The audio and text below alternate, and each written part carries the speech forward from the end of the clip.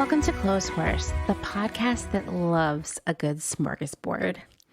I'm your host, Amanda. Today's episode is the second half of my conversation with Christine, a vintage expert and entrepreneur. We'll be talking about sizing and vintage clothing, the best thing she's ever found, and we'll be pulling back the curtain on thrift stores and how they work. And let me tell you, it's pretty crazy. Before we jump into that, I wanted to give you an update on the hashtag Payout movement. As a refresher, and for new listeners, as the COVID outbreak led to shutdowns and millions of job losses in March, retailers and brands saw an immediate drop-off in sales. It was like someone flipped a light switch. Back then, I still had a job, so I saw this happen. These retailers needed to mitigate their inventory risk. Basically, they had a ton of inventory already that they weren't going to sell now that stores were closed, so they didn't need to bring in even more on top of that. So to mitigate this inventory risk, they canceled orders, they asked for discounts, or in some cases, they pushed the orders out. So they might say, hey, this was supposed to be an April delivery, let's receive it in July. And you have to remember, at the beginning of the pandemic, a lot of us were under the impression that this was going to end by summer, which looking back now seems so silly. We were so naive. I don't know. I think we all kind of thought, June and July will roll around. Life will go back to normal. Now it's October. What a year. Anyway, so they pushed all these orders out. They canceled them. They took discounts. It was a bad situation. And they did this to almost like an epic degree with 40 billion, that's billion with a B, $40 billion worth of orders initially going unpaid. In a recent report entitled Unpaid Billions, Scott Nova, who's the executive director of the Workers' Rights Consortium, calls it the, quote, most audacious financial heist in corporate history. Don't hold back, Scott. It's important to remember that most of these orders were already cut, sewn, and possibly even shipped, because we're talking about retailers canceling April, May, and June orders in March. If you have listened to some of our past episodes, you know that stuff is usually on the boat for a month or two. So we're looking at a lot of stuff that was already made. In the best case scenario, the fabric was already woven and cut. So still just so much waste. And even in situations in which retailers pushed more towards discounts rather than cancellations, that money had to be taken from somewhere. And you know what? It was taken from the workers' wages. So once again, $40 billion worth of orders were canceled. I would like to remind you also that this is not the retail cost of these orders, but the manufacturing costs. So we're looking at well more than $160 billion worth of product at retail. And as a reminder, retail is the price the customer would have paid for those items in the store if they paid full price. So tons and tons and tons of wasted product and raw materials. And more importantly, all of that work was already done and the workers weren't going to get paid. The majority of garment workers overseas do not make a living wage. At best, they make their country's minimum wage, which keeps them in poverty. And by the way, a big chunk of the workers making clothing here in the US are also not making a living wage, nor the people who work in the warehouses, nor the people who are working in the stores. Both here and abroad, wage theft is very common, along with complex systems of payments where workers are paid pennies for each piece sewn rather than an actual hourly wage. And paid overtime is super rare. I mean, even here in the United States, we've talked about how retail stores kind of survive financially by having exempt salaried workers kind of pick up all the overtime rather than the hourly workers, because the company doesn't want to pay that time and a half overtime that's mandated by law.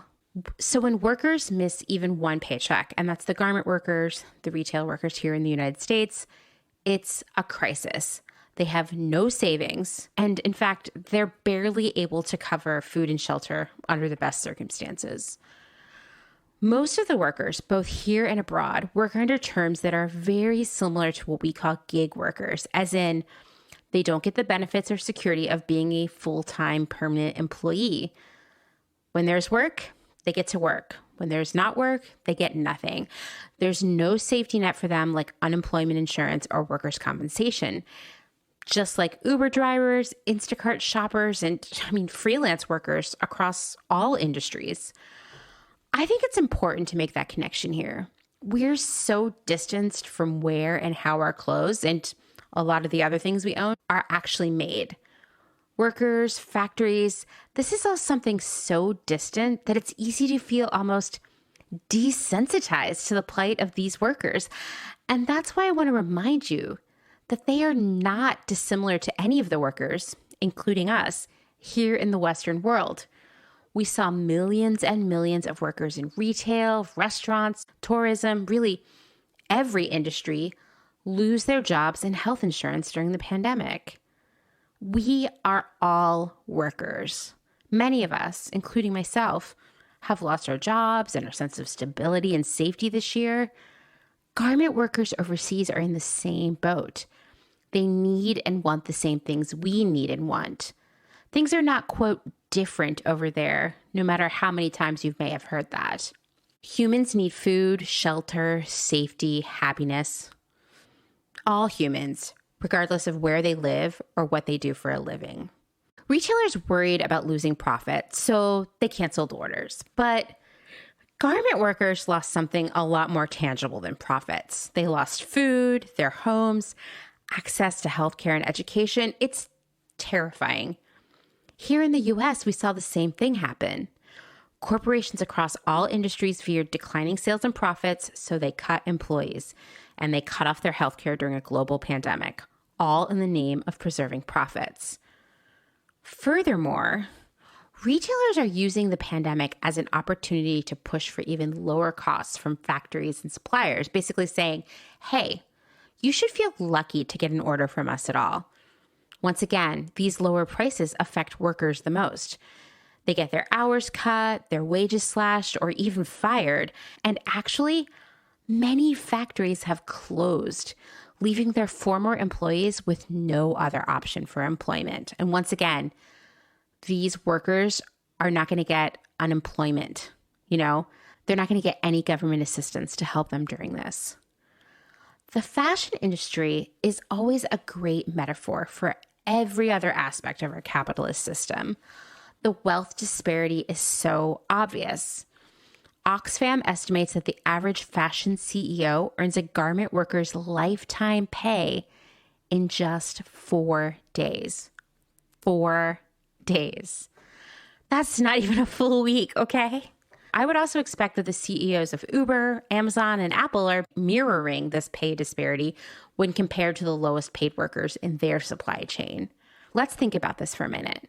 Garment workers are living in poverty while making billions upon billions of dollars in profits for the industry. Did you know, I just learned this today, that 20 brands, that's 20 brands control 97% of the profits for the fashion industry.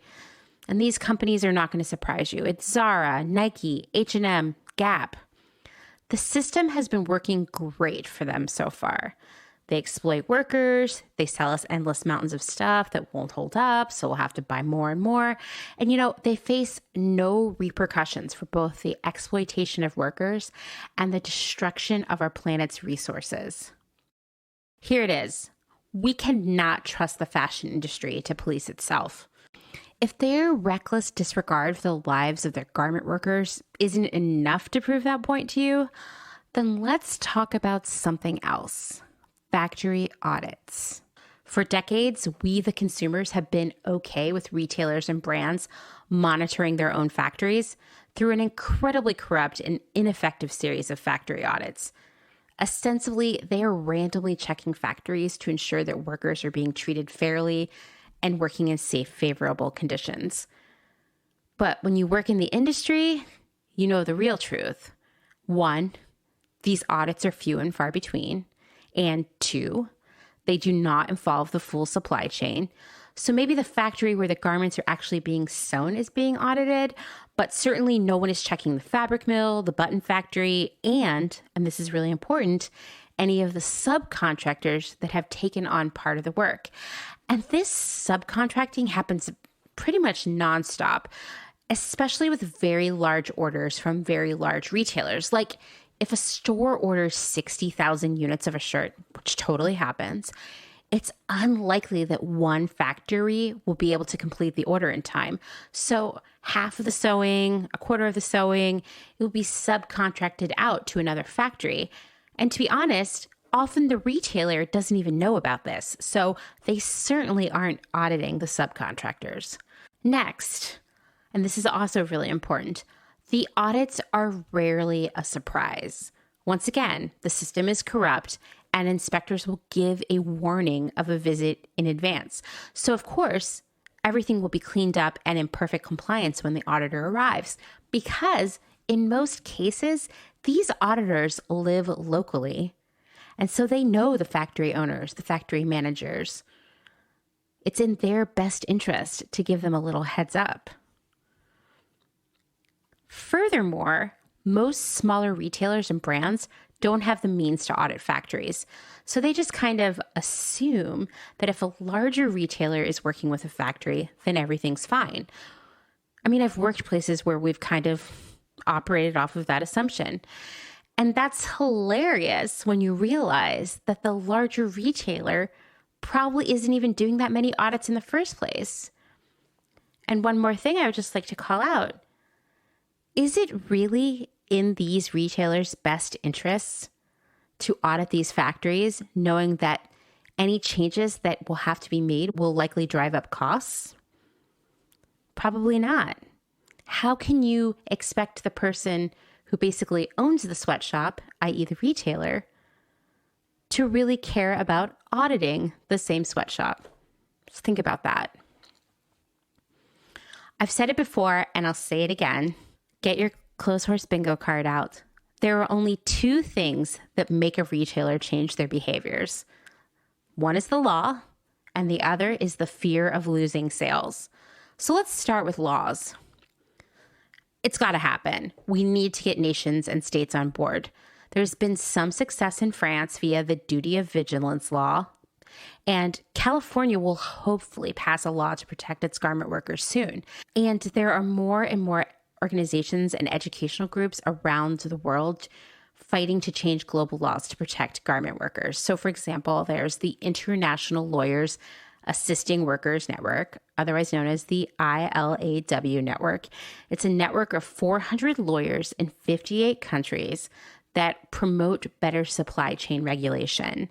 And then, of course, there's Pay Up Fashion, which is a new initiative that grew from the original #PayUp campaign.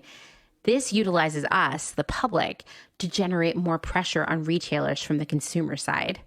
And of course, as we've talked about in the past, there's also the Clean Clothes campaign. So we have organizations that are fighting to force governments to provide a financial safety net for workers during the pandemic. But that's just the beginning, because so many other things need to change, from paying the workers a living wage to finally ending forced labor to preventing wage theft and sexual abuses in factories. I mean, there's just so much. Hey, how about we give all the workers, a nice clean bathroom to use and bathroom breaks on the clock? I mean, there you go. There's another thing that a lot of these workers aren't getting.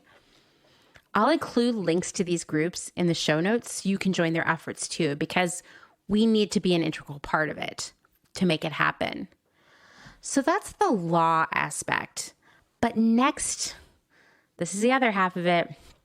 We have to stop giving our money to assholes. As of now, more than $15 billion of these canceled orders have been paid thanks to pressure from the public and these organizations advocating on behalf of the workers. So these brands that have finally paid up include Gap, Levi Strauss, Nike, H&M, Zara, PVH, and VF Corp, which I believe owns Lee and Wrangler, among other brands. Workers are still owed billions of dollars. Retailers like TJ Maxx, Kohl's, and Ross, they still refuse to pay, among other brands. I'm going to be honest, there are some that I'm not allowed to list for legal reasons. So I'll share a link to the full list in the show notes so you can see for yourself. Why do I want you to see this list? Because you should not give these brands another dime of your money until they pay up. And to be honest, if they aren't paying workers now, there's a good chance that they're engaging in all kinds of other shady behaviors. Because this kind of thing doesn't happen in a vacuum. It's usually accompanied by other bad things too. Furthermore, if you recall from previous episodes, a big part of sustainability is lifting people out of poverty. So no brand that isn't paying its workers can call itself sustainable. And any, quote, sustainability messaging that they put out there is just greenwashing. Once again, we are all workers. So let's support the other workers of the world in the same way that we would want them to advocate for us if the roles were reversed. All right, I'll stop lecturing you. Let's get into the conversation with Christine.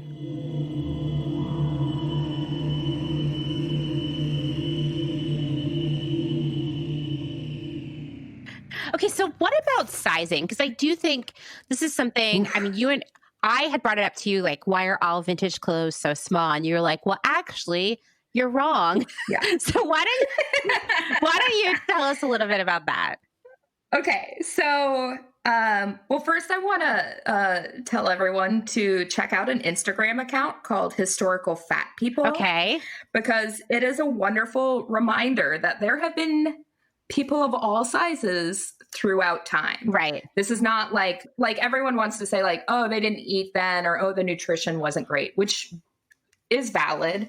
However, there have been women that had 8 children and like showed it in their hips. So like, people throughout time have existed as bigger humans. Mm-hmm. And one thing that I find to be the most telling thing is that the clothes of bigger sizes were just worn longer and maybe didn't make it through time.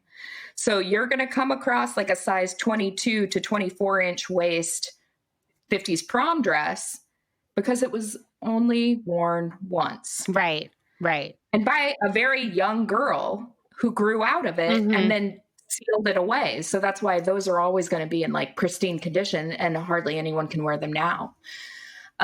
Wedding dresses are also notoriously tiny, but also what age were people when they were getting married? Oh yeah, totally. They were like barely through puberty. Those size 5 shoes was because somebody grew out of them. And then you do find size 9, 10 shoes, but they're going to be a lot more broken in and have more flaws to them. Mm-hmm. I mean, I never find shoes in my size because I'm like a 9. Yeah. And just like those people wore their shoes until they were gone. And they were still narrow too, but but that's another thing too, is like when I find amazing bigger 40 shoes, it's like, what was this person's deal? Because back then they also only had 3 pairs of shoes. I know. Good point. They didn't have a closet full like we do. Yeah. Yeah. That's a really valid point. Well, and people just in general had a lot less clothes back then. Exactly. Yeah. And a lot of times too, when I find those old dresses, man, you wash them and they have not been cleaned in so long that you put them in that bathtub and you just see the smoke cloud out of them from all the cigarettes and sweat. God. Well, they change color. Amazing. They literally change color for the better, but Well, yeah. Well, sometimes it's also the dyes just weren't stable. Yeah. Yeah, that's true. It's always a gamble when you wash. But you're right. I don't really buy a lot of polyester clothes anymore at the thrift store because I'm just like, you know what? I don't like it. Unless it's a really amazing print, it's going to make me feel gross. But when you would buy polyester clothes and soak them, that was crazy. Yeah, that really holds on to everything. Yeah, it would be crazy, the smoke that came out of it. For sure. Pretty wild. Yeah, same thing with any garment. Like some of the 40s or through 60s dresses, you got to give them a couple of rinses in the tub to really watch it bloom off the clothing. It's fascinating and disgusting all at the same time.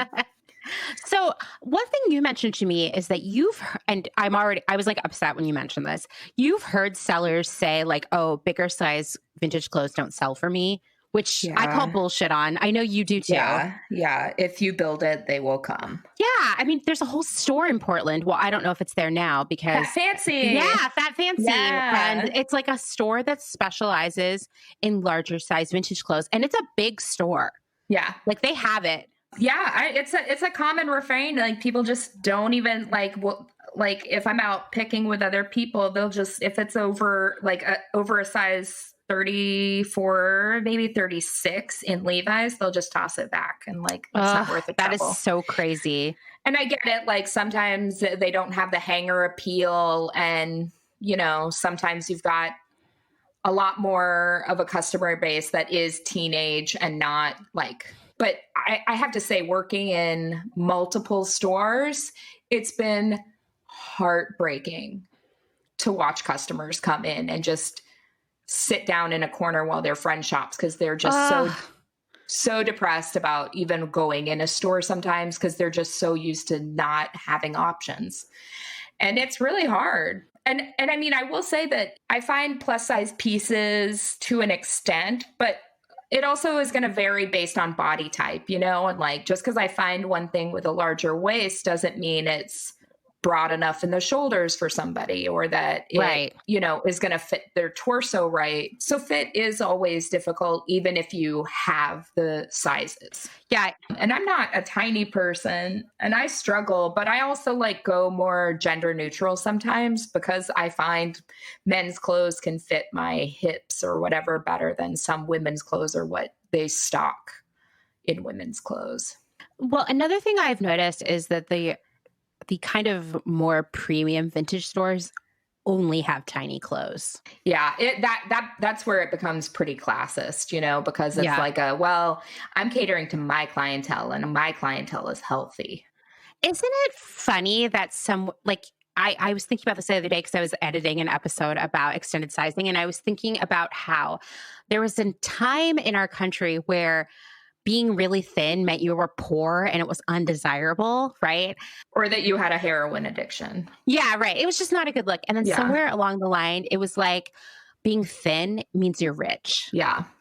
Well, I mean, you know, healthcare and diet trends, like, I don't know. It seems like fitness is definitely a status thing, you know? Yeah, for sure. So in terms of shopping for different body types, because this is something, I mean, I have big boobs. I can never find anything. I swear to God, everything has a 36-inch bust and breaks my heart constantly. Do you have advice for how to find cool vintage clothes that aren't tiny?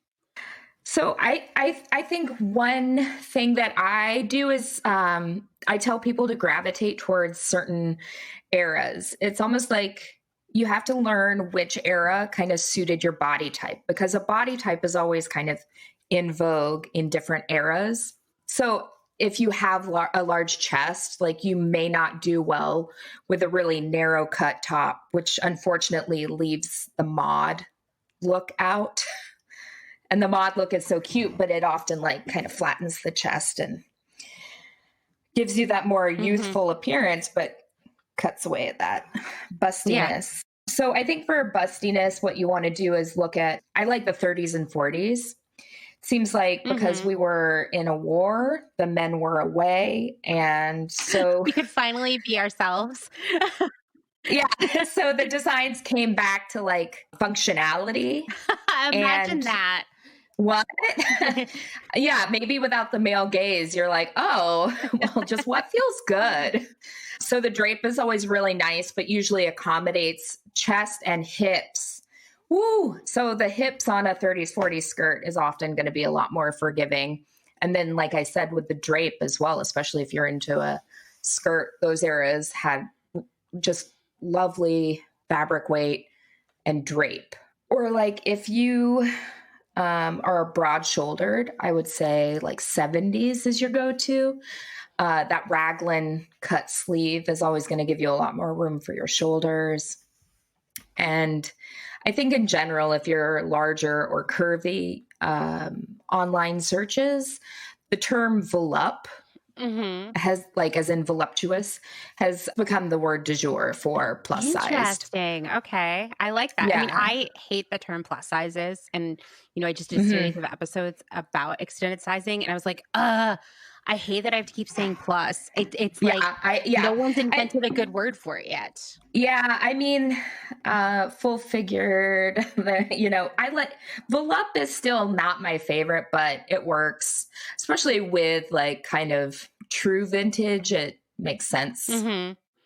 But yeah, those episodes, man, so relatable. Yeah. Yeah. It's tough. It's tough. Working in the industry, it's always been like plus and regular or plus and standard. And I hate the idea that if you're outside of, say, a size 12 or 14, you're unstandard or irregular, Yeah, you're not okay. Or being trapped between stores too. It's like, in that 18 to 16, 18, 20 range, you're like locked out of a lot of mainstream stores, but then you're also too small for extended sizes stores. Totally. And of course also like if you are stylish, the larger size stores are really, I mean, they always seem so old to me. I think some of the designs have gotten better. They've gotten better. I definitely see some of that stuff here and there, but there's a long way to go for sure.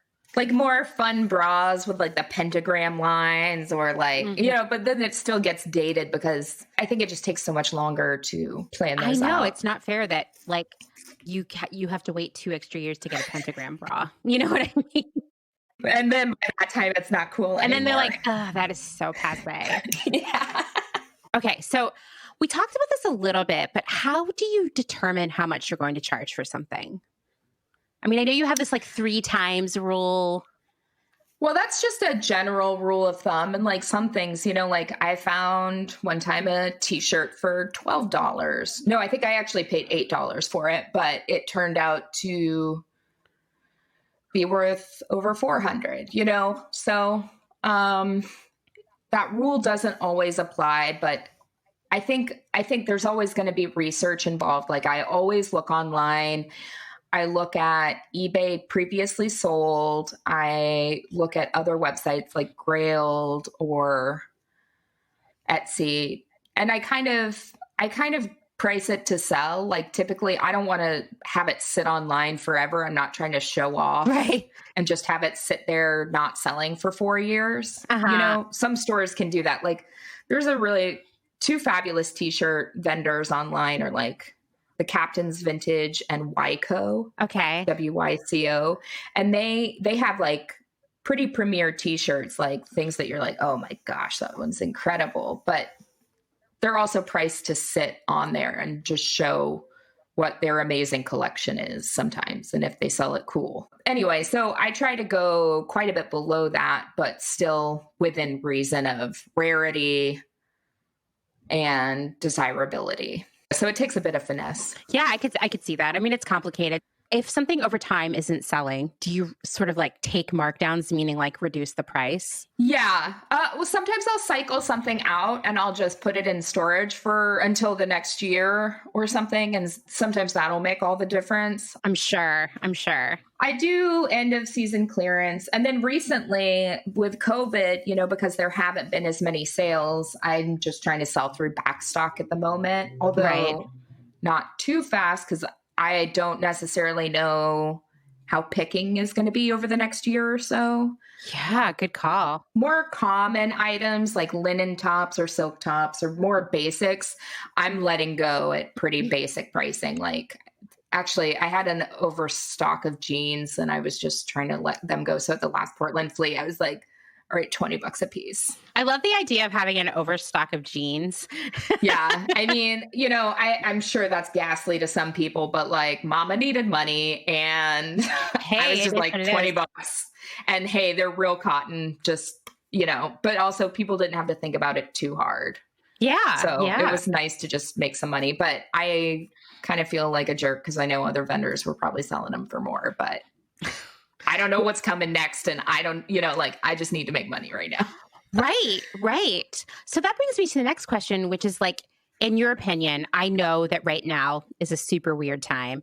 do you think, pretending that COVID doesn't exist, is it useful to have a store for vintage?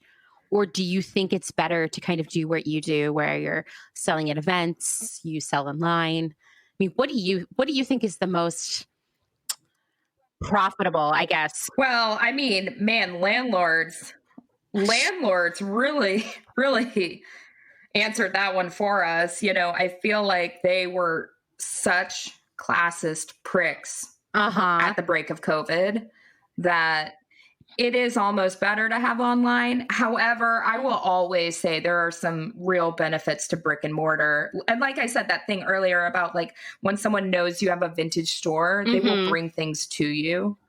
And that's kind of, that's really valuable in and of itself. And having a permanent location is really special. But with COVID, I don't know, it's hard. And then like with the problems with online selling is like everybody wants you to be like Amazon and just bend over backwards. Customers always right. You don't get any leniency in your policies. You just have to just give in no matter what. Right. That's rough. You know, so I don't know, is that worth that or the really tenuous relationship between landlords and tenants right now? It's hard to say. It's hard to say. And I do know a lot of places in Portland have been closing. Some of it, I think, might be people like trying to prove something to their landlords. If they could get out of a lease, get out of a lease. Because landlords were not being very forgiving. Like, that's what I was hearing, like specifically in Portland more than anywhere else, because I have friends in other cities whose landlords came to the table to them. Yeah. And we're like, let's work something out because it's better for you to stay here than me have to look for a new tenant. But it seemed like in Portland, they were like, where's my money? Yeah, 100%. Because they're pretty heartless investors. And, you know, they're like, well, I have my overhead. How am I supposed to pay that? And I'm like, you know, can we not make concessions? Because if you're holding me to my lease to the T and you're not giving me a break, like as soon as my lease is up, I'm out. And then good luck filling that spot at that same lease rate. You know, you're going to have to adjust your lease rate after that, or you're out of, you know, you're going to have to sell your building. So either you take a cut now, but we're better in the long term, or you don't take a cut, you bleed a turnip. You know, like where do we go from here? Like we're both screwed then. So good luck. Yeah, no, I agree. I mean, this is the story that I keep hearing over and over again. Yeah. Like no one's moving into your empty storefront right now. No. I mean, nobody's taking those games. Actually, you know, the people that are going to be the shittier businesses though. They're going to be the more corporately owned ones, or the ones that are franchised out, or the ones that have big capital investment firms behind them. And we all know those are the way more toxic businesses. So you're just squeezing out the little guys. Totally. So you mentioned how you had excess inventory in denim. What do you do with the things that don't sell? Because it does make sense based on what you've been saying to hold on to stuff. Yeah. I mean, don't look in my garage. Storage becomes very important because you want to, like, you know, seasons change here. Portland is very known for its seasons. So at the end of a season, I'll pack it up. And if I've had it for more than, you know, 2 or 3 years, let it go. Right. So that's when places like Red Light come in, buy, sell, trade places. That's where also other vendors come in. Like I might know somebody that has a space in a store and they could sell it, whereas I couldn't. So I like to kind of just shuffle stuff around within the community. And then I don't know, donation is like a last resort, but at the same time, in my mind, it's kind of like, oh, well, that fuels back into my picking, or like, you know, but I'd rather do individual trades or deals with people. That makes sense. And so even at the beginning of this, I had so much backstock of like some basics that I just didn't want to look at anymore because I kind of loathe basics a bit. So I was wholesaling them to a friend that had a space and was having trouble sourcing. So that was nice and easy. Yeah, that is. It's very convenient. Well, yeah, I guess that's lucky given my connections within the town and my relationships with other vendors. But you can always take them to other stores or whatever. I feel like buy, sell, trade is kind of the way to go. I mean, you have touched on a lot that like community is so important in the vintage game. And I've actually known that from you because you always know every single person in town who's selling and what they're up to and what they do and where they sell and what their strategy is. And you like know their whole story. I'm a gossip at heart, and I just love to, I just appreciate that. That also, there's so much room for individuality, and I appreciate that within vendors, like everybody has their own style and aesthetic. And I feel like when people can remain true to that, it benefits the community as a whole. Totally. I think it's really important. So what's the best thing you've ever found? One of my personal favorites was an Aussie Clark blouse with a Celia Birtwell print.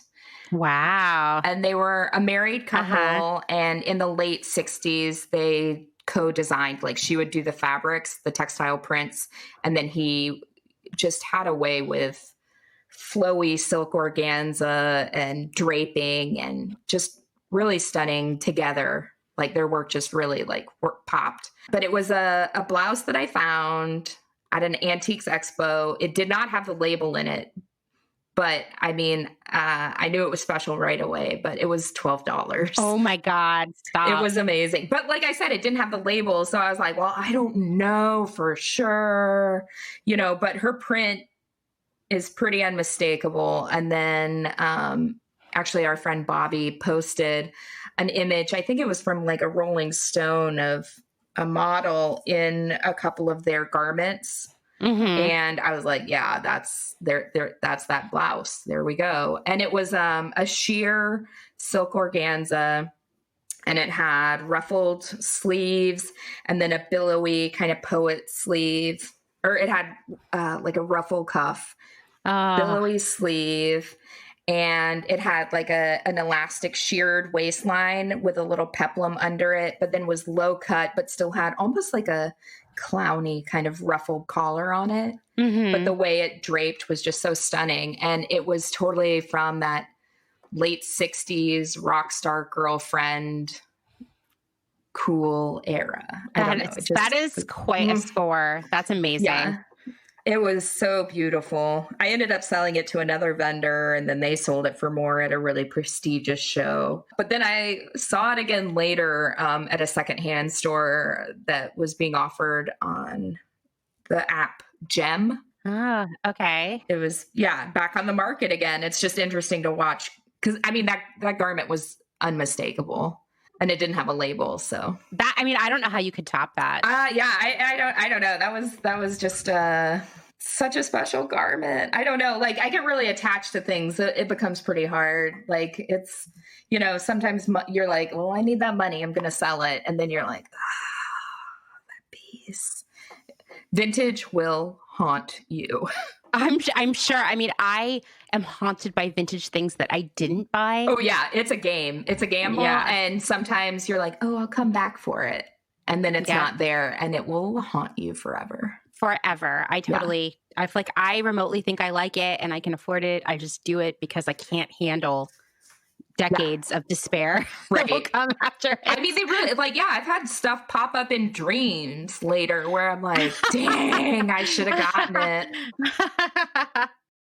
So something that you and I wanted to talk about when we were kind of planning this episode was we wanted to really talk about thrifting.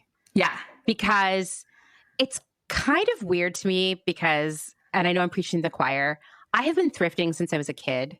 Mm-hmm. So thrifting being trendy is bonkers to me, and I get torn where I'm like, on one hand, okay, I'm glad that people are buying secondhand and not being wasteful. Yeah. But then there's this evil part of me that is like, get out of my thrift store. Yeah. It's really, really tough. I know a lot of listeners know that feeling, but also like everybody please continue to buy secondhand and I'll stop being a petty bitch about it. So we right now are in what Fast Company has called the golden age of secondhand shopping. According to ThredUp's 2019 resale report, there are more secondhand shoppers than ever before. They're saying it's the millennials and the Gen Zers leading the movement. I'm so tired of hearing that kind of language. Well, just blame the youngins. I know people of all ages who have been thrifting their entire lives. Right. There are a lot of places now to buy secondhand. You know, for a while it was like Etsy, eBay, and then IRL places like, you know, Buffalo Exchange and thrift stores. But now we have like ThredUp and Poshmark and Depop and people selling on their Instagram feeds. And Macy's is partnering with ThredUp. I think Nordstrom might be now. And then like The Gap is. And everybody's trying to get on this game of secondhand, right? Like they want resale is now where a lot of these retailers are seeing the future. Oh, hi, what's up, Brenda? Come here. Come and sit on my lap. Hi, Did you hear Brenda. her? She's like talking into the mic. Wow. And so secondhand is like all these fast fashion big retailers who are like, we're not making as much money off of garbage clothes anymore. Like they're trying to get into secondhand, which makes me nervous. Like this gentrification of thrifting, like making thrifting mainstream and not creepy or weird is turning into like a big old capitalist business, you know? Yeah. Well, I mean, businesses are always going to want to, they were realizing they were losing a piece of their pie to resale. And so they're just jumping in on it. Yeah. I have that debate a lot about like quote unquote gentrification of thrifting and like what my part in that is by reselling, you know, but also even if I don't do it, other people will, especially given Instagram bringing it into popularity more and stuff. And I feel less icky about it, especially at the office. Right. You know, to me, that's like no man's land where a lot less of the people that need it still go there. And also the amount of stuff that goes through there is way different than a thrift store. Oh, totally different. I mean, I do think about this a lot because when you and I were kids, like thrifting was something that people looked down on, right? Like you were poor, it was gross. And even when I was in high school and I knew, thanks to all of the magazines I read, that thrifting was fucking cool, you know? Yeah. At my school, people thought I was like just so gross and pitiful because I thrifted. Like my family must be poor, which in fact it was. But that's not why I was thrifting. I could have gotten my mom to buy me some clothes at Walmart, I'm sure. It was like, it was cooler and more interesting. And I feel like there was a stigma attached to it for a long time. And now you see articles on like mainstream websites like Refinery 29 or like the Today Show. And they're like, thrifting is where it's at. Here's how to thrift successfully. And people make like YouTube videos. Those videos.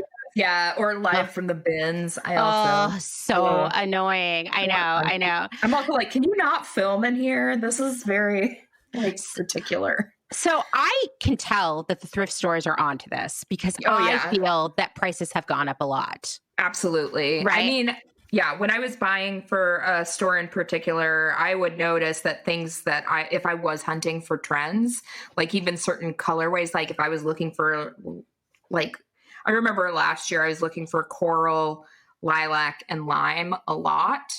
And I would notice those items were priced higher. Totally. I mean, they know what they're doing. They know because they have the barcodes and they can see what sells day of a lot of the times. Right. And I'm sure now with the advent of selling online, they're handed by management or some higher up lists for the people that price out the garments. I'm sure they're handed out lists to tell them like what garments need to be priced higher. For sure. And that brings us to the question, why would these thrift stores be trying to mark up stuff even higher when they're a thrift store? They get that stuff for free. Aren't they supposed to be doing good things? Well, no, they're for profit. Yeah, I've got all kinds of tea here because you and I were talking about it, and we were like, we know they're up to something sketchy. We've heard some things. Like, let's get down to it. So, I thought we'd start with Goodwill because Goodwill is the biggest of all of the like thrift stores in the United States and North America in general. So, Goodwill is a nonprofit. And they allegedly, and I use allegedly because, well, you'll find out why, they use the proceeds from sales to fund job training and assistance programs. And I've always been kind of confused about this, but you'll see like posters around the store or on the door. And so you kind of know they're doing something, right? Okay, so I'm going to talk a little bit about what Goodwill's doing, and I'm going to refer to profit a few times, which seems weird because we're talking about Goodwill being a nonprofit. So when I talk about profit from selling things, I'm referring to the money that's left over from selling free merchandise, like literally inventory that they got for free, after we deduct all of the overhead costs, like the people who work at the donation drop-off center, they do the sorting, the tagging, running the stores, that kind of stuff. Because really, Goodwill's biggest expense is the people who work for them. So don't look at the notes, Christine. I'm going to ask you, what percentage or fraction, if you would like to go that way, what percentage of Goodwill's quote profits do you think that they are using for these causes? I feel like to be true equitable, like I would hope it would be, 40% or better. But I'm sure, given some of the shady things that we know to be true, let's go with 10. Okay, well, it's less than 1/8 of Goodwill's profit. From selling stuff that they got 100% for free. So actually, at 10%, you're probably right in there. Okay. But like you said, it should be way more.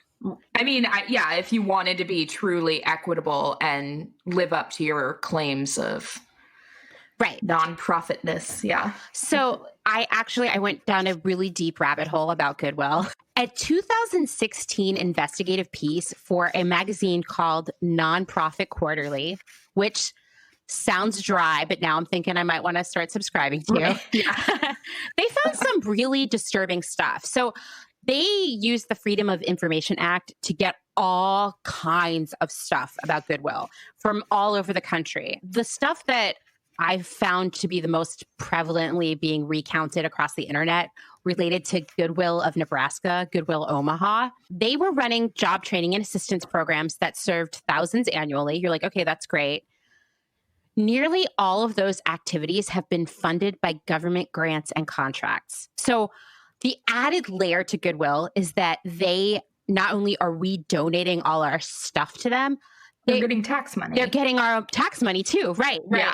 And of course, not paying taxes because they are a nonprofit. They're a nonprofit. Right. Wink, wink. Yeah. So that year in 2016, Goodwill Omaha had made $4 million in profits by selling the stuff.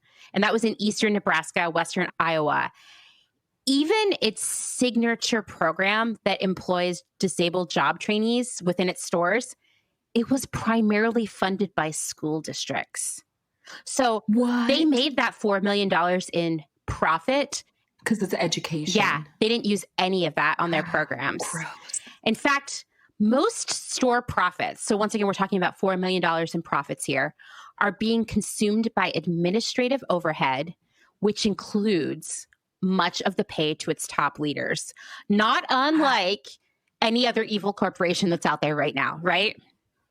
So just like all these other horrible corporations, there's a huge disparity in employee pay within Goodwill that actually is even more extreme than what we see in for-profit companies, right? So you kind of expect better because we're talking, once again, about a nonprofit where you and I are donating our stuff. In 2016, the same year as that nonprofit quarterly investigation, Goodwill gave out more than $57 million in bonuses to its executives. Once again, we're not spending much of anything on their alleged nonprofit mission, right? Yeah. And then I've actually found some really exciting dirt about the Goodwill in Portland. In 2005, Goodwill Industries of the Columbia Willamette, which is the Goodwill of Portland, Oregon, it's actually the largest sort of district of Goodwill in the country, which doesn't surprise me. Right. Yeah. I mean, there are other places where I grew up that did not have bins. Yeah. And then here, And they've been, since 2005, have expanded their bins and opened multiple locations within the Portland area. It's true. And they even have a restaurant in one of their stores. Yeah. They came under scrutiny due to executive compensation that the Oregon Attorney General's office concluded was, quote, unreasonable. Ooh. And once again, this is one of the largest Goodwill sort of districts in the country. Wow. So, okay, so here's where we are so far. Goodwill gets all their stuff for free. They get money from the government. They are paying out humongous bonuses to their executives, and they're not really using much of their money at all for these programs. Well, it gets worse. Goodwill has been criticized by some for using a provision of federal labor law that basically allows them to pay workers with disabilities less than the federal minimum wage. Oh. It's from the Fair Labor Standards Act of 1938. It's section 14C, and it says that organizations can obtain a special wage certificate that allows them to pay workers with disabilities a commensurate wage based on performance evaluations. Once again, this law was passed in 1938, and it's so archaic. The way we look at people who are differently abled now is like so different than it was in the 30s. Exponentially. Yeah. So wow. Goodwill currently employs 105,000 employees in the United States, and a little bit more than 7,000 of them are paid under the special wage certificate program. So going back to the Portland Goodwill, the Columbia Willamette, in 2011, workers with disabilities worked 159,000 hours for an average hourly wage of $5.78. What's the minimum wage in Portland? Is it 15 yet? Is it 10? No, I think right now it's like, I want to say $12.75. It's working its way up to 15. Less than half of the minimum wage. And the lowest paid worker in that organization received $1.40 per hour. That's criminal. I know. According to Pennsylvania records from 2009, some Goodwill workers earned as little as 22, 38, or 41 cents an hour. All of those cents, once again. I know. So this is terrible. Oh, that's heartbreaking. Even worse, all employees, whether they are actually making the full wage or they qualify for this reduced disability-related wage, they're subject to really strict, unrealistic performance quotas, and their wages are docked if they're not fast enough. So this would be bad enough for a fully able-bodied person, but imagine if you were blind or you had right, or if you had mobility issues. If workers don't hang 100 items of clothing in 32 minutes, their pay gets docked. And once again, in most cases, this pay is already below the minimum wage, or at best, it's right at the minimum wage. This completely punishes people with disabilities, and it creates an easy means of leverage for the company to continue reducing the workers' pay. So I read some crazy articles. Like there was one where it was actually a couple who worked for Goodwill. They were both blind. They were, I want to say that they were making $2.75 an hour. And the woman was like, you know what? I have a college degree. There are so many other things I could be doing within this organization, but they insist on putting the people with disabilities in this on the floor, right? Yeah. Yes. And she's like, so I can't even see the hangers. On most shifts, I'm being docked so much that I'm lucky if I can afford to take the bus home. I mean, like there were tons more stories like that. Like it's just so exploitive. Oh, I'm sick. That's sad. I know. It's really upsetting. In 2019, Goodwill brought in more than $6 billion in revenue. And I just want to underscore how they did that, just as a reminder, by selling stuff that they got for free from us and exploiting their workers. And I want to add that they have been aggressively fighting against an increase in the minimum wage for years. Their argument is like, how can we make money if we have to pay people a living wage? Yeah, I know. So that's Goodwill. They're a bunch of assholes. The last time I was in one, they had changed their announcement policies or whatever, and they were saying that they were now connected with job training for Amazon. Oh God, that's disgusting. Yeah. Well, now that makes so much more sense too. Yeah, totally. Oh my gosh. So, I'm so grossed out. that's a nonprofit thrift store. just to give some perspective there. But something that Christine and I both know that maybe not every listener is going to know is that some thrift stores are for profit. And I would actually say a lot of thrift stores are for profit. Mhm. So here are the biggest ones that are nonprofit. We already know Goodwill, Salvation Army, Deseret Industries, Habitat for Humanity Restore, and St. Vincent de Paul. And I would say most of these do a much better job of giving back to the community than the Goodwill. I'll say that based on my experience and reading. Like they're a good place to go. And I also feel like they don't do crazy shit where they like drive up all their prices and whatnot. Something that I forgot to add with the Goodwill and is going to apply for these for-profit thrift stores that I'm about to talk about is whatever they don't sell, they ship overseas and sell there. Because, they don't want to take a hit on it, even though they're getting this stuff for free. And as we talked about in previous episodes, selling that stuff overseas is not a good thing either. Right? So here are the biggest for-profit thrift store chains. There's one called Savers, sometimes called Value Village, which we're going to talk about a lot because they have gotten into so much hot water over the years.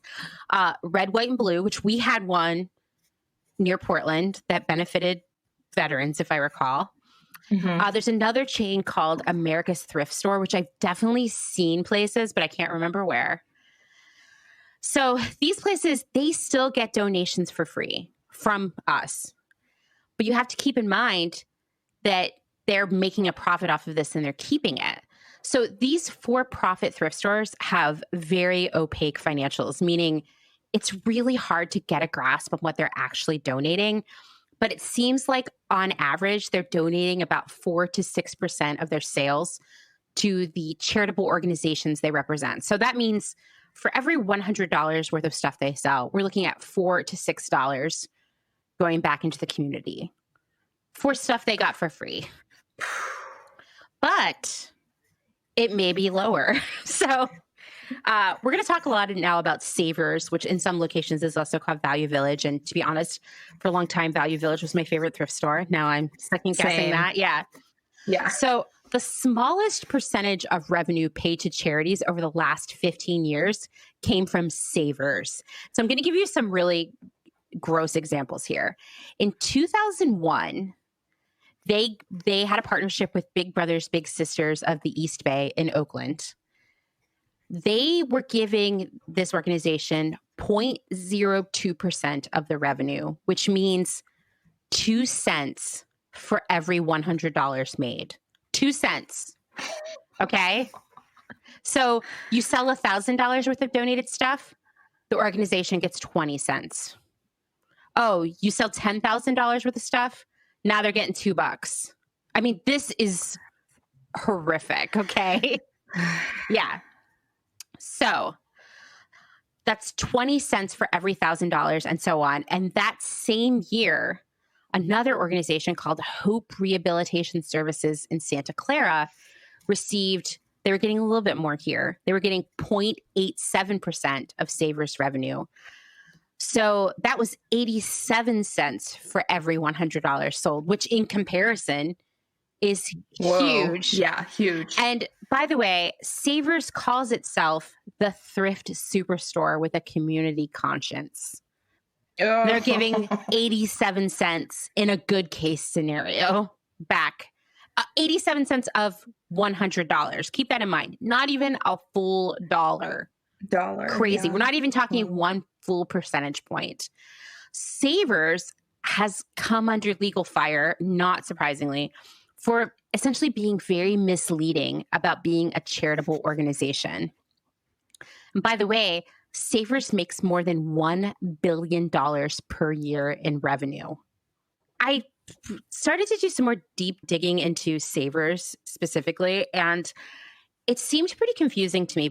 From what I could gather, basically, they'll approach an organization and say, hey, would you like to be the beneficiary of our store's sales? And the charity's probably like, oh, this is great. Yeah, this will be easier for us. Well, those charities are responsible for collecting goods for savers. So you can go to the Savers store yourself and donate, but like you might also like, I don't know, I've lived some places where Savers was associated with ARC, and you would be better off to donate it to ARC or go to go and say, listen, Savers, ARC sent me here.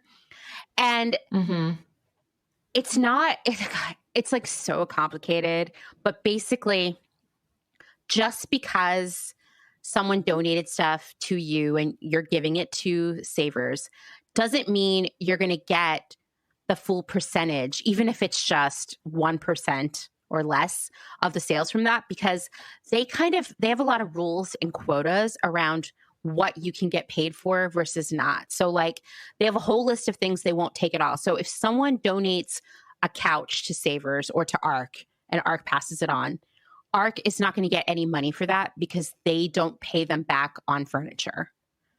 And I want to say there were other things like a lot of electronics and home goods as well. And the organizations have a quota. Basically, they have to meet a certain threshold of donated items. And it can't be these exempt donated items. So like if everybody comes and donates a couch, then ARC's not getting any money out of that donation. So if they don't meet that threshold of minimum donations in their name, then they don't get anything.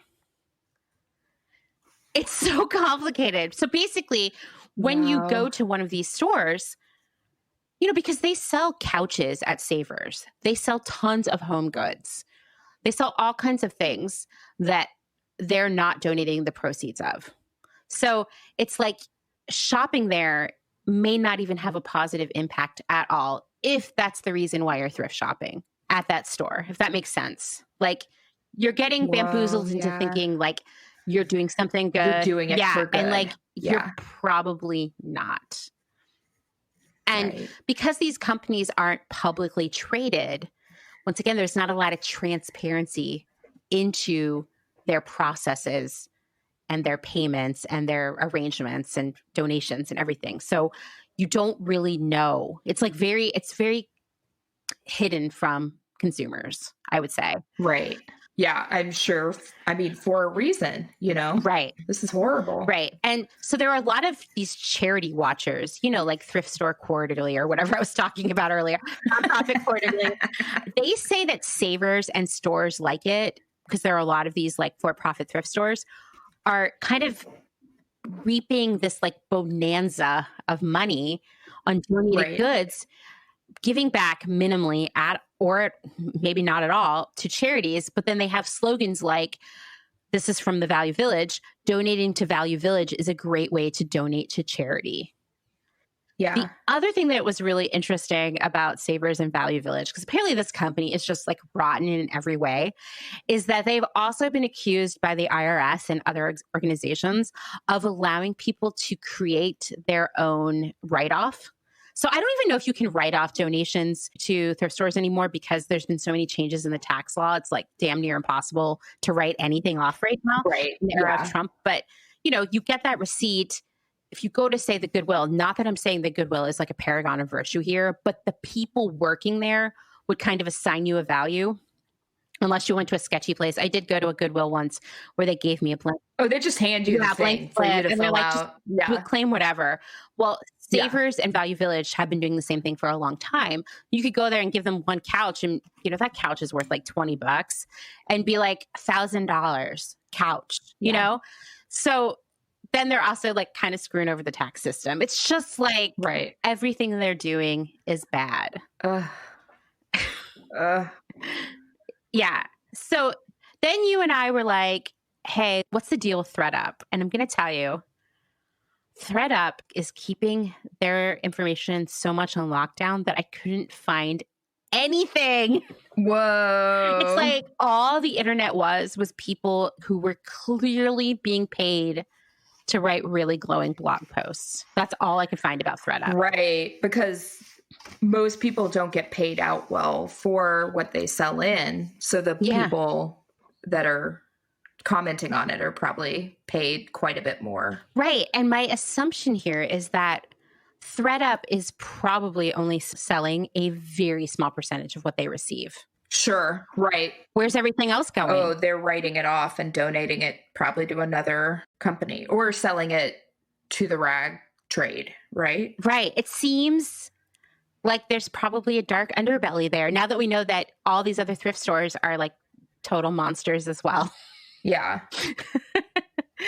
So, yeah, that's dark, wet. Yeah, dark. Yeah. Yeah. I mean, I don't know what much else to say there. If you're listening and you have worked for one of these stores, please reach out to me. I have so many questions. I can keep you anonymous. It's like, and I don't want to sour anyone who's listening to this on thrifting, because buying secondhand is one of the most sustainable things you can do. But I also just want to make sure that you're thrifting for the right reasons. Fully aware. Yeah. Like, don't think that when you're thrifting, you have somehow saved the planet. I mean, even like the Goodwill, will have like signs like that. Like, you're doing the best thing for the whole world. You're like saving humans and the earth. And I'm like, well, to a certain extent, you are doing good things for the environment. But Goodwill also is like shredding up a ton of stuff. You told me that a lot of thrift stores have trash compactors that are for the stuff that's going to get shredded, right? Yeah. Back in the day, I used to dumpster dive behind thrift stores. And then I noticed over time, they'd start putting locks and keys on those dumpsters. And then eventually they started getting their own trash compactors. Mm-hmm. And I've also since really getting into selling it, gone to managers and asked, like, what happens to the shredded t-shirts? That are you throwing those away because people like me might want to buy them? And they were like, no, we sell those back to the rag trade. Yeah. I mean, they're making money in every single way. So, the clothes that don't get sold at the store either get sold to the shredders, they get sold back to the rag trade, or they go overseas. And so once again, like, if these thrift stores were really about community and helping people with less have more, they wouldn't be doing that. They would be donating that stuff to people who were in need instead of looking at every single way to turn a profit on it. It makes me really mad. Yeah, it's horrible. And so that means that even the stuff that's shredded is probably sold off as shredded fiber to companies that are going to use that to stuff mattresses. Stuff, right? Insulation, a lot of the like sort of soft parts of the inside of your car, like the seats, the insides are filled with things like that. Isn't that crazy to think about? That's nuts. I know. Yeah. I mean, it's what's called downcycling, where it's like mushed up together into a less premium product, right? It's not being upcycled. It's the opposite. It's not becoming better, right. I guess. Right. But it's really, really common. And so basically everything you donate is turning into something, unless it is like wet, moldy, poopy, bloody, something like that. Then it goes to the bins. And then someone touches it. Yeah. Oh man, the stories. Ugh. Oh yeah. Everybody's got a finding a diaper at the bins story. Yeah. Moldy cheese, like in a box, or, oh, there's a razor blade that just cut me. I need a medic. Yeah. It's so great.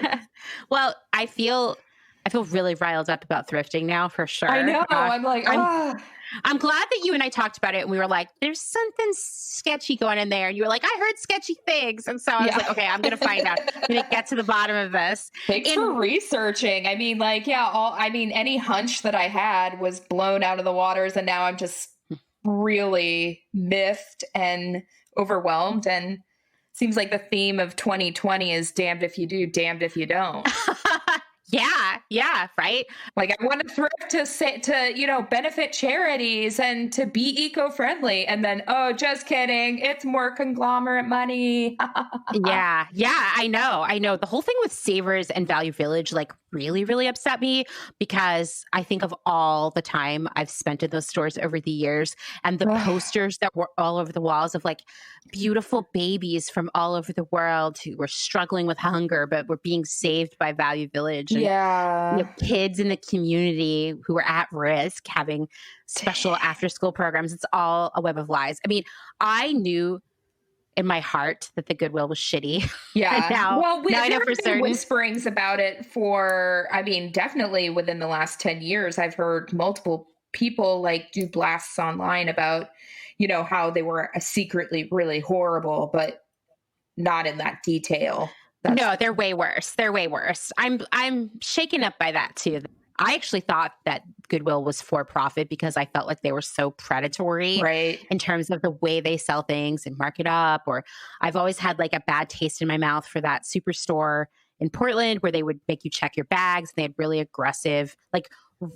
aggressive security guards at a thrift store. But they're lame ass boutique ones where you're like, who's even curating this? I mean, y'all are way off the mark. That boutique location on Hawthorne is such a joke. I went in it's a joke. I went in there and they had a whole rack of like Free People stuff, and it was all as expensive or more expensive than buying it new. As buying it in the store new. Yeah, I was like, what are you guys thinking? All right, so we now know that unfortunately thrift stores are not exactly what we thought they are, and it's sort of like learning that Santa Claus isn't real. Yeah. Right. Sad times. What are you as an avid thrifter / person who donates stuff supposed to do? Well, one, I would say do not. It's really your choice. Don't donate to the Goodwill for one. Yeah. And also I would say don't donate to these for-profit thrift stores. Instead, there are many other places to donate, Salvation Army being one of them, St. Vincent de Paul. If you have furniture or building or craft stuff, the Restore by Habitat for Humanity is great. Mm-hmm. And there are tons of other local places in your area that you can donate. Google's there for you. There are plenty of legit thrift stores. I can think of some in Portland where you are. I can think of some here in Philadelphia. So there are options that aren't super sketchy. So I, for one, would say like, don't donate your stuff to for-profit thrift stores or to the Goodwill because the exploitation of the workers is really upsetting to me. And we don't want to support that. Unfortunately, they just want to make it so easy for you. So you actually have to work harder to not give your stuff to them. And yeah, there are always charities, there are shelters, women's shelters, homeless shelters. Those are all great places for like lightly used clothes, and they can always use all sizes. Mm-hmm. So if you're just going to give it away and you don't mind who takes it, like take it to a shelter. I feel like the direct outreach is probably the best. Absolutely. If I find sleeping bags and stuff, I like to just have them in my car and hand them to somebody standing at an overpass in the winter. Like you can do direct donation in some cases, but always there are shelters and stuff to take clothes to. Totally. That kind of reminds me. So my number one celebrity crush is Paul Scheer. Whoa, into it. Okay. I really love his podcast and I think he's really funny and he feels like someone I would be friends with. But two, and I'm not trying to break up his marriage because I think he and his wife June are an incredible power duo. Yeah. But yeah, for sure. He was just offhand talking about something a few months ago about how he keeps a bunch of McDonald's gift cards in like the console of his car, and when he sees a homeless person, he just gives them out. Yeah, and he was like, because McDonald's is everywhere. You're not going to get turned away because you look homeless. Right. It's a hot meal. Yeah. And I was like, oh my God, Paul and a Scheer. bathroom. Totally. I was like, Paul Scheer, I'm in love with you. Like, this is it. That's a really good one for sure. So anyway, keeping the sleeping bags makes me think of that. And also just soft foods are really clutch because I tried to hand an apple to a guy that had an anything helps sign. And he was like, oh, actually, I don't have enough teeth to eat that. That's a really good call out too. Yeah. That kind of haunted me and made me be like, okay, PB&Js or what's up? Dude, I mean, that is the reality of being poor. But McDonald's, you could totally dome without teeth. Yeah. And you could treat yourself to an ice cream sundae because they have the best ice cream sundaes. Sorry. It's true. Sorry, everyone. And apologies if you have a peanut allergy, because that chocolate fudge with the peanuts. You got to get the peanuts. That's the protein, you know? Yeah. Anyway, so once again, these companies, they depend on your free stuff to make their money. So by cutting off that free stuff and giving it to someone else, you're making a statement there, right? And forcing them to maybe reevaluate their current donation structure. Next, I would say, listen, as a customer, this is where it gets a little bit more challenging, right? Because you want to thrift, right? Like, I get it. I'm addicted to thrifting. It's like my favorite form of shopping. Addicted. And so I would say, go into it with your blinders off. Don't go to Value Village because you think you're doing a good thing for the world. To a certain extent, you are, because buying secondhand is always better than buying new. But that money's not really benefiting very many people. And I think if you go in there thinking that, it may make you second guess your decisions too. You know, give them a little bit more thought. Like, well, this sofa is $100. I don't know. Like, it seems like it's really marked up for what it is. Oh, wait. Also, none of this money is going to benefit any charitable groups. You know, maybe I'm going to cut this one off. I'm going to go find a couch somewhere else. You know, like, kind of just do that little bit of extra thinking, because, you know, Christine, when you go to these stores, sometimes the prices are so crazy. And I've been that person in the past who's like, well, it's benefiting a good cause, so whatever. And now I'm like, probably not going to do that ever again, you have to right? Right. And once again, there are so many thrift stores out there that actually do so much work in the community. That's a good place for you to go shopping. Also, I mean, to be honest, if we all stop giving our stuff to these like shitty, sketchy thrift stores, there won't be anything good there anyway. So you're going to have to go to the better stores to get the cool stuff. Yeah.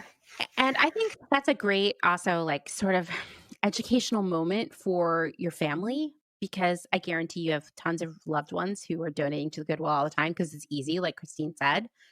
Maybe be like, hey, how about instead, you go to this other place? And maybe you can drop it off for them to make sure it happens. Yeah. I mean, I kind of don't know where to jump in on that, because if people don't know about the smaller thrift stores that are actually doing good in their community, because Goodwill and them dominate the scene and make it so easy, or like even that weird cult. Oh my gosh, the Planet 8. With the drop boxes, like, and also people just dump stuff. I know Portland is very unique. I think New York has it too, but the free pile, the corners. I'm a big fan of the free pile. I have tried to institute it here in Philadelphia to mixed results. It's like, it's such a weird phenomenon. It's like, it's there and you get it, or you're just like, what? I'm just going to walk by that junk on the street. Oh my God. I remember my friend Zach moved out of this apartment that he'd lived in for like, oh my God, probably close to 10 years. Like his entire 20s, he lived in the same apartment. It was on Morrison in Southeast. And it was the most epic free pile ever. Like it was like a mountain. And then he had a party that night, and we all just sat out on the deck and watched people stop and pick things up and go through it. And it was really fun. And like there was one of those like weird microphones in there that like makes your voice echoey, and every single person picked it up and tried it. Things into it. Yeah, it was so cool. That's really cool. Yeah, I also love that about flea markets and like watching which different things people gravitate towards. That's always fascinating to me. My whole point with the free pile is that is a phenomenon that's taught us that if you just put it there, people will take it. It's kind of amazing. I recently found Dustin a velvet blazer in a free pile here in our neighborhood. I know. It's technically women's, but it fit him really well. And I think he's going to look great. It's like burgundy. I like that. The kind of like dapper mod look. Like, yeah. Yeah. I think it's going to be a really good look for him. So yeah, guys, use the free pile. There are so many amazing buy nothing groups on Facebook, and sometimes also like on your Nextdoor app. I recently learned about an app called Olio, which allows you to kind of say, hey, I have this thing who wants to come and get it. Oh, nice. It's free. I think it was originally created for food. So you could be like, Oh hey, yeah, I made too much of this have all this, shepherd's yeah, pie. or I have all this zucchini. Yeah. I feel like I see that constantly on Facebook. Everybody's like, I have all these zucchini. It grows wild and like you can only eat so much of it during that season. I know. So You can get burned out on zucchini bread real fast too. We learned that this year. So that's another option. Seriously, I also cannot, even though I hate Facebook as a company, Facebook Marketplace is amazing. We've gotten so much stuff that we needed for our new house on Facebook Marketplace. In fact, Dustin's on his way out right now to get one of those end tables that has the cat litter box inside. Oh yeah, so, inside. I know. Yeah. We also got a dishwasher that way and some furniture. And so can't recommend it enough. Oh, and our washer and dryer for our new house. So anyway, there are all these other ways that we can get this stuff back out into the community that aren't going to profit some big corporate executive. Oh, books. Like here in Portland, they do the little lending libraries. Like people will put them in their yard, like a little birdhouse kind of box to house books. So I love going around and just like, if I've got them, just drive around to a couple of those and their maps that I can find online of where they are and just drop them off in different neighborhoods. Totally. I mean, I kind of want to do one in our new house and put it right there on the road so that people can stop in their car, because I have so much weird books that I don't really need. What books are the Amish people reading? I know, that's the drawback. I want to know. In Lancaster County, there is this smorgasbord called Miller's. And yes, tourists go there, but honestly, so do people who live there because it's delicious.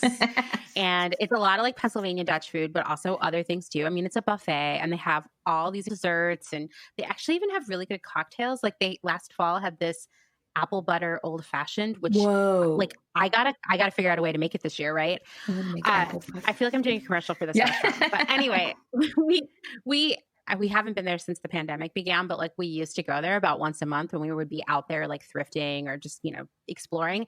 And they have like a lot of these places tend to have, they have like a gift shop, because, tourists go there. Sure. One of the things they have there is this whole series of Amish romance novels, but I don't think they're for Amish people. I think they're for English people, aka outsiders. Yeah.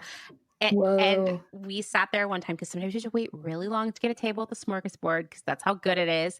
And we started. So it's like a Shoney's or like a Friendly's or something? But like way better. Way better. Ooh, like imagine going to like an old country buffet, but all the food is like actually homemade and like fresh. Yeah. Okay. Like they're literally cooking from scratch.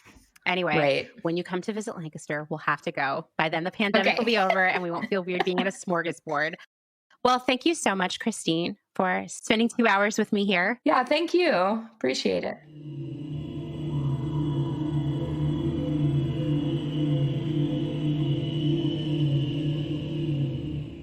Thank you, Christine, for being such a great guest. I promise that I'll take you to the smorgasbord as soon as we all get vaccinated at the end of the pandemic. I know there are many happy smorgasbord trips in our future.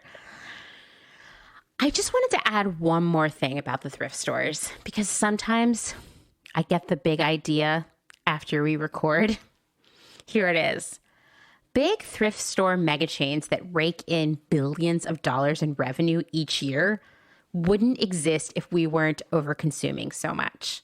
There are currently more than 25,000 resale, consignment, and nonprofit thrift stores in the United States. First Research estimates the resale industry in the U.S. to have annual revenues of approximately $17.5 billion, including, interestingly enough, revenue from antique stores, which are 13% of their statistics. Just thought you might want to hear that.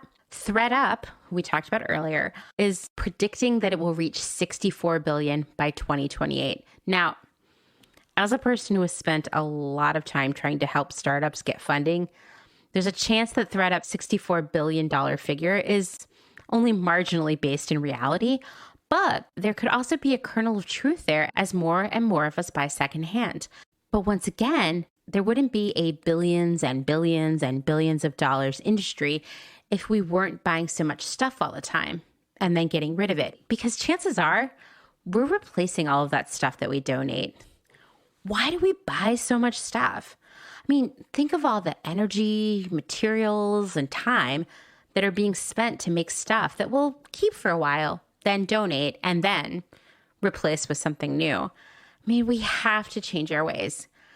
I know, I say it all the time, but here goes again. Buy less, buy better. Buy only what you love, make it last by caring for it, and whenever possible, buy secondhand and vintage. Thanks for listening to another episode of Clotheshorse. If you like what you're hearing, please leave a rating and review on Apple Podcasts. And tell your friends, your mom, your arch nemesis, whatever. Let's spread the word of buying less and buying better. Thank you, as always, to everyone who has been sharing our content, sending nice messages, and leaving reviews. I heard from so many of you after last week's episode discussing Patreon.